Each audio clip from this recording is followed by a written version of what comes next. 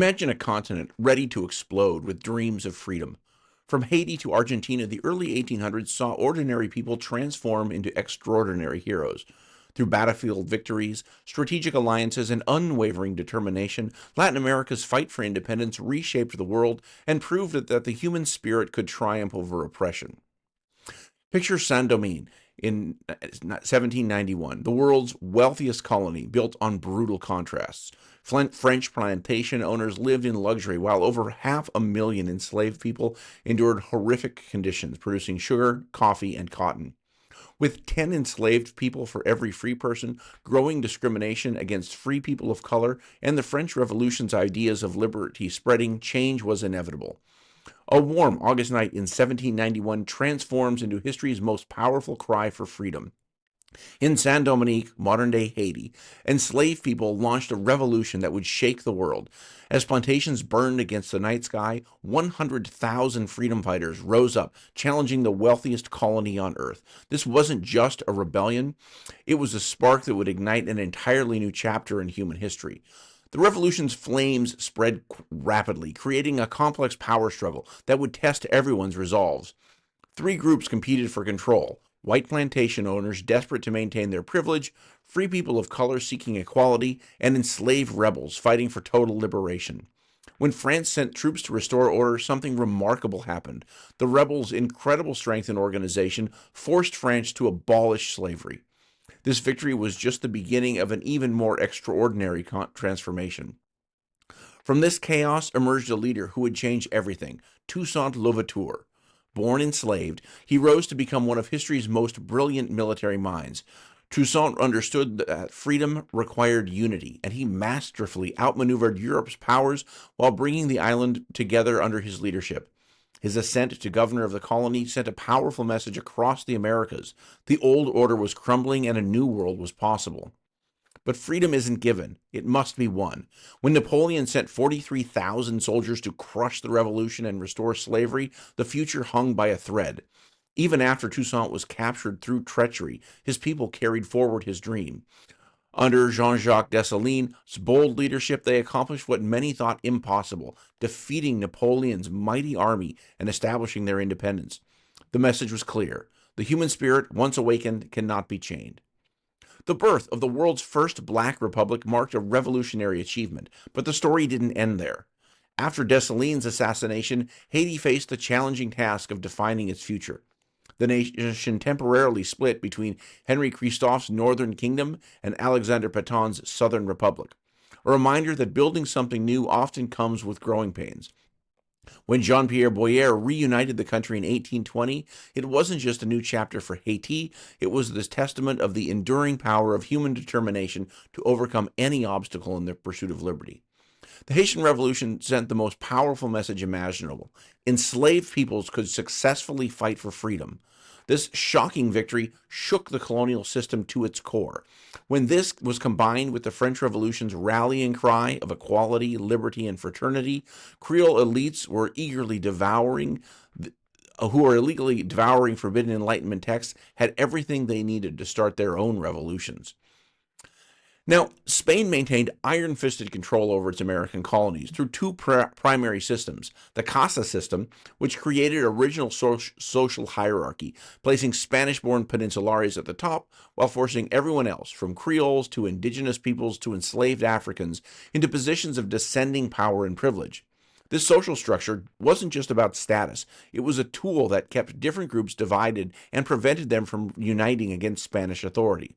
Meanwhile, Spain squeezed wealth from the colonies through strict economic policies like the encomienda system, which essentially enslaved indigenous people, and trade restrictions that forced colonies to trade only with Spain, creating a double grip of social and economic exploitation that would eventually fuel the fire of revolution.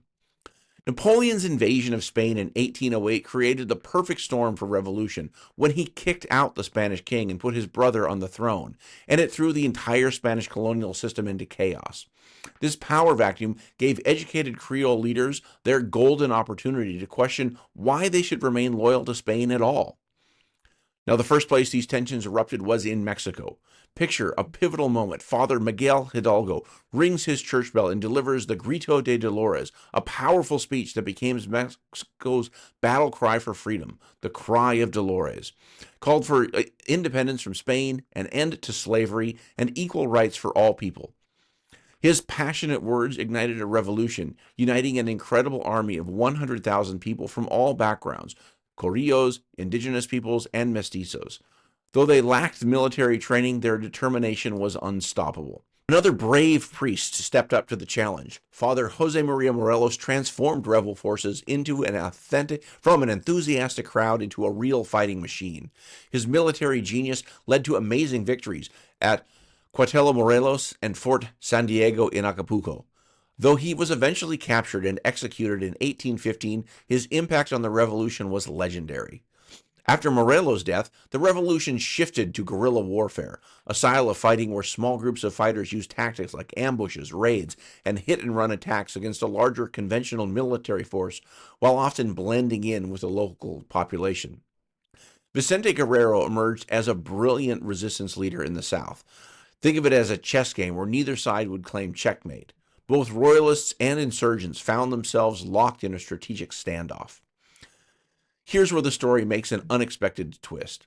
Agustin de Iturbide, once fighting for Spain, switched sides and joined with his former enemy Guerrero. Together, they created the Plan de Iguala, a revolutionary document promising independence, religious protection, and equal rights for all citizens. And victory came at last. On September 27, 1821, the army of the Three Guarantees marched triumphantly into Mexico City. The Treaty of Cordoba officially ended Spanish rule, and Mexico became independent. Though Iturbide briefly ruled as emperor, the nation soon transformed into a federal republic in 1823, beginning an exciting new chapter in Mexican history. Now turning to South America. Imagine two military geniuses planning attacks from opposite ends of the continents. In the early 1800s, Simón Bolívar and José San Martín emerged as the key leaders who would free South America from Spanish rule. Their campaigns would become legendary feats of military strategy. Think of Bolívar as South America's George Washington. After facing early defeats, he made an incredible comeback in 1819. Picture this, leading an army through flooded plains and over freezing Andes Mountains, a journey many thought impossible. His surprise attack caught the Spanish completely off guard. Meanwhile, San Martín was methodically building his forces in the south. Like a master chess player, he carefully planned every move. His own crossing of the Andes in 1817 was equally daring, leading to Chile's liberation. Later, he would turn his sights to Peru. The two liberators met in 1822 in Guayaquil, Ecuador. San Martín, showing remarkable humility, stepped aside and let Bolívar complete the mission. By 1824, Bolívar and his troops had secured the final victory against Spain at the Battle of Ayacucho.